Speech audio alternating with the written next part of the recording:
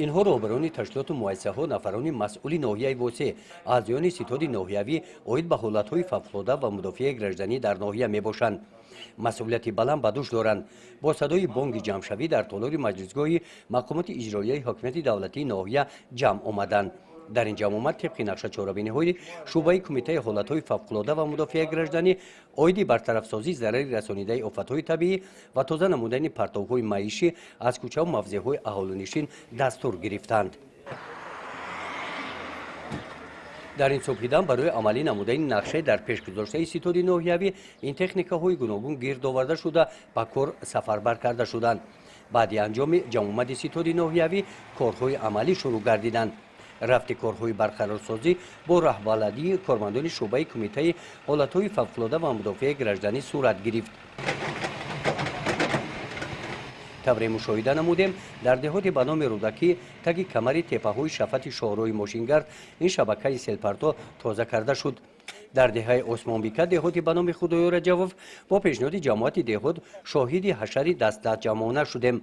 با اشتراک فعالانه ساکنان دهه عثمان بیکه و دهه پختکور این قطعه کانال حکومتی که در نتیجه فرآمدن سیل مراتب دوم امسال آسیب دیده است در کارهای از نو برقرارسازی آن این ساکنان اشتراک ورزیدند. سانه دهمی ماه سال 2023 در حدود جماعت شهرک هلبوک نویه وسه تمام قوا وسطی مدافع گردنی و تکنیک‌های جمع آورده شده برای گذراندن حشر دست از جمعانه حدود نویه. روزهای اول باشد در حدود جماعت خدای رجب برقرارسازی کانال حکومتی که بر اثر باران‌های پی در پی فصل بهار ضرر دیده بودند. این حال کارهای حشر دست از جمعانه با اشتراک اهالی و قوای وسطی مدافع گردنی رفته ایستاده است. روزهای دوم باشد در حدود جماعت شهرک و دهات و با جلب اهالی و قوای مدافع زیر نظام یگانه دولتی حکومت جمهوری تاجیکستان حشر دست از جمعانه گذرانده می شود تا روزهای 12 طبق نقشه تصدیق کرده شورای کمیته حالت‌های فوق‌العاده منطقه کلو و شورای کمیته حالت‌های فوق‌العاده در ناحیه وسه و امر رئیس ناحیه وسه گذراندن حشر دست از جمعانه به نقشه گرفته شده است.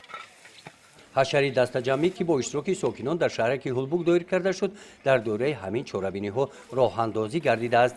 حشرچیان ساحل کانال پرچاوگاه و شفت راه آهن را از پرتوهای معیشی تازه کردند. اوید تازه نگاه داشتن محیط زیست و بلند برداشتن معرفت اکولوژی کارمندان جماعت شهرک با ساکنان صحبت‌ها دایر نمودند. گزارش خواجه نظریف خدای نظر ظهوروف از ناحیه وسه برای برنامه اطلاعاتی نوید.